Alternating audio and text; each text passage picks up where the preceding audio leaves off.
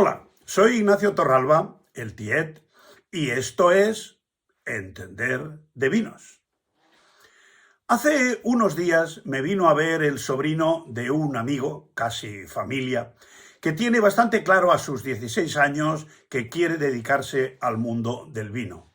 Le auguro un buen futuro porque que un muchacho de 16 años, un sábado por la tarde, en vez de estar con sus amigos, se dedique a visitar una bodega, que le regalen una botella de vino, venir a catarla conmigo para que yo le dé una serie de consejos sobre el tema, significa que tiene interés y que tiene la suficiente madurez como para saber lo que quiere. Espero que Pau sea un gran enólogo. Me hizo una especie de entrevista y estuvimos catando el vino que trajo. Pasamos un rato muy agradable y al final me hizo una pregunta que ya había oído en alguna otra ocasión. ¿Cómo saber si un vino es bueno? Siempre digo que para degustar o catar un vino hacen falta 6 sentidos, los 5 sentidos más la memoria. Porque quien nunca ha probado un vino difícilmente podría saber si un vino es bueno. Podrá saber si le gusta o no le gusta, pero no tendrá elementos de juicio para saber si lo considera mejor o peor. Generalmente el primer contacto con el vino suele ser semejante al primer contacto con el tabaco. No le gusta a nadie. Yo, que no he sido fumador, confieso que después de comer disfruto con los aromas de un buen cigarro habano que fuma algún compañero de mesa, ahora en casa, pero antes incluso en la mesa de al lado de un restaurante. Del mismo modo que cuando se aprende a leer no se hace con la Divina Comedia de Dante ni con la Metamorfosis de Franz Kafka, se suele empezar con un cuento, con algo sencillo. Desde mi punto de vista, el primer contacto con el vino tiene que ser con un vino dulce. Suele gustar casi siempre. La sensación tánica y astringente y la acidez de un vino normal suele ser una impresión demasiado fuerte para un paladar virgen, por así llamarlo. Es decir, como hay lecturas simples y fáciles, también hay vinos fáciles y cómodos, y vinos a los que para hacerles frente y valorarlos en su justa medida hay que tener un paladar mínimamente entrenado. A mí, de pequeño, me crié con mi abuela, en la comida me daban de beber gaseosa con un chorrito de vino para teñirla, o sea que bebo vino desde mi más tierna infancia. Y siempre me ha gustado. Lo que me ha ocurrido es que con el tiempo me he vuelto más selectivo y cada vez tengo el listón más alto, aunque no hay que confundir vino bueno con vino caro. En algunas ocasiones, la mayoría pagando otra persona, he bebido vinos caros. No de los que beben los que tienen pozos de petróleo, pero sí vinos que por su precio, aún los que tienen mucho dinero, solo los beben muy de vez en cuando. Y tengo que decir que sí, efectivamente son buenos. Mentiría si digo lo contrario. Pero existe un parámetro que al final es el que puede hacer justicia, que es la relación calidad-precio.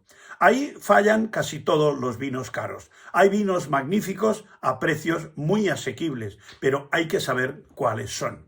Y de ahí viene la pregunta de mi amigo Pau. Todos sabemos que un vino de 300, 500 o 1000 euros será bueno. Al menos porque hay personas que supuestamente entienden y están dispuestos a pagar esos precios. Personalmente prefiero beber agua o una cerveza con la comida antes que esos vinos de 2 euros la botella. Si una botella, más una etiqueta, más un tapón, más una cápsula, más una caja de cartón, más el transporte, haciéndolo muy barato, suele costar entre 2 y 3 euros, ¿qué pondrán dentro de esas botellas? Tengo que decir que he probado algunos vinos a partir de 8 y 10 euros la botella, cuya relación calidad-precio es magnífica. Porque no son grandes vinos, pero son vinos correctos. Y por correctos entiendo vinos que al beberlo experimentas una sensación agradable y después no te producen ninguna molestia gástrica ni de otro tipo. Son vinos dignos. Son como aquellas personas que a pesar de tener pocos recursos económicos son cultos, amables, educados y visten de forma sencilla pero con dignidad. Yo los considero personas de alto nivel.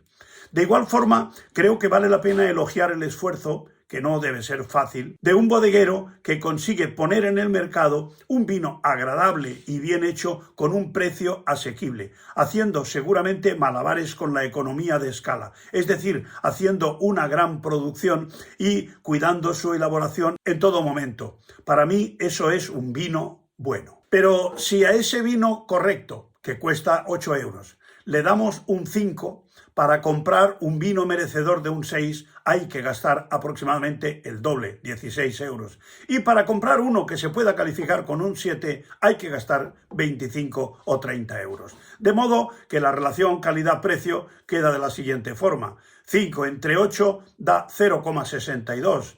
6 entre 16, 0,37. Y 7 entre 25, 0,28. Como veis, la relación calidad-precio se va desmoronando porque el denominador aumenta en una proporción mayor que el numerador. De forma que si para comprar un vino que se pueda calificar con un 9, el 10 se da muy difícilmente, hay que gastar 200 euros, 9 dividido entre 200 da 0,045.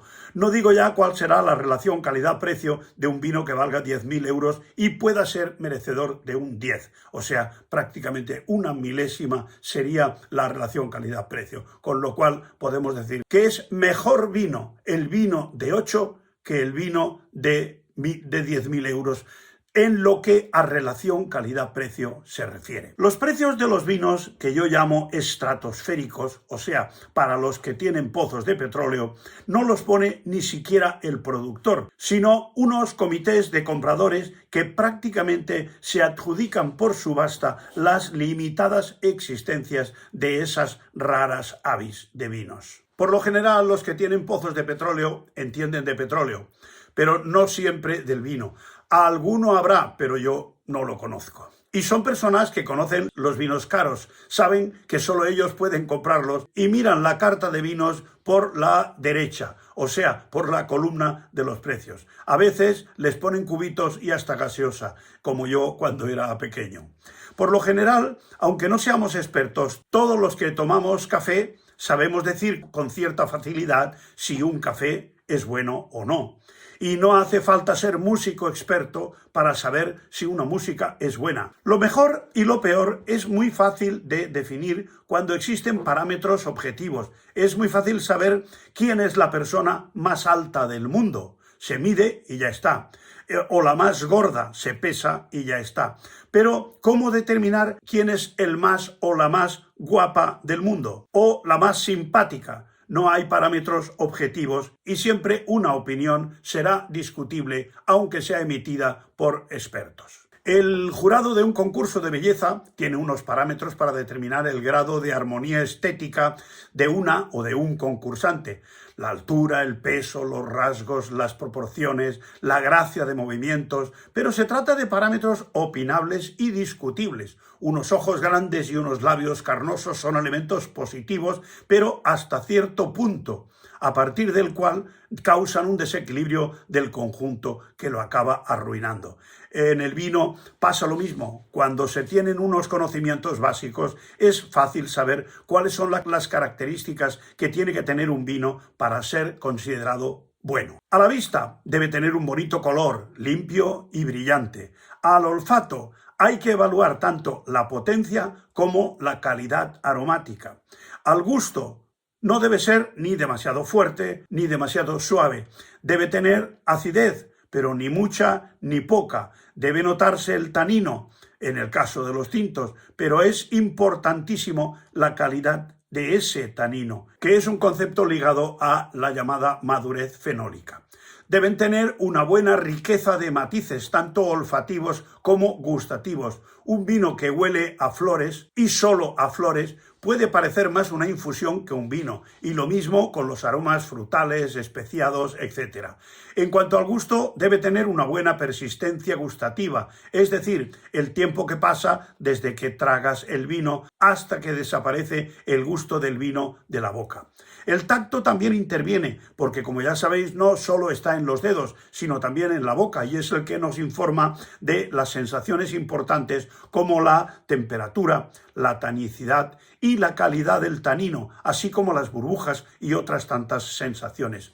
¿Cuál es entonces la mejor calidad de un vino? La que nos dirá si es bueno o no, porque lo contrario de un vino bueno no es solamente un vino malo, también es un vino no bueno. Abundan más los vinos que pasan sin pena ni gloria que los vinos que tenemos que dejar de beber por ser descaradamente malos. Un vino puede tener algunas cualidades excelentes, pero si van acompañadas de defectos o carencias, estas últimas arruinan el resultado final. En una orquesta pueden tocar 4 o 5 músicos extraordinarios, pero si hay algunos, que pueden ser minoría, que lo hacen fatal, el resultado final del sonido de la orquesta será lamentable. Y sonará mejor una orquesta de músicos normalitos que aquellos en que un grupo de virtuosos estén contrarrestados por unos pocos que son un desastre. Por lo que, respondiendo a la pregunta que he planteado, la principal cualidad de un vino, como en una orquesta, será la armonía. La armonía de un vino es su cualidad más importante. La armonía hará que todo suene bien y podamos decir que oyéndola tenemos una sensación agradable de que esa orquesta es buena. De modo que podemos determinar con cierta facilidad cuál es el vino más caro del mundo, cuál es el más dulce o el más ácido del mundo, o el que se cultiva a más altura, porque son parámetros medibles. Pero siempre será discutible, comprometido y difícil decir con rotundidad que un vino es el mejor vino del mundo. Lo que no es tan difícil es decir si un vino es bueno, porque es una cuestión subjetiva que puede ser discutida, pero que nadie nos podrá quitar la razón. O sea que la frase para enmarcar de este vídeo es: un vino bueno es aquel que le gusta a quien lo bebe y experimenta una sensación agradable. Sea caro, sea barato, sea francés o sea venezolano. Una rosa no gusta porque es bonita porque gusta a casi todo el mundo. El día que cambien los gustos, la mayoría de gente opinará que no le gustan las rosas y que más bien son desagradables. Las rosas pasarán a ser algo feo y desagradable, cosa que al paso que va el mundo no me extrañaría que acabase ocurriendo. Porque saber si un vino es bueno o no es bueno también es entender de vinos. Hasta otra.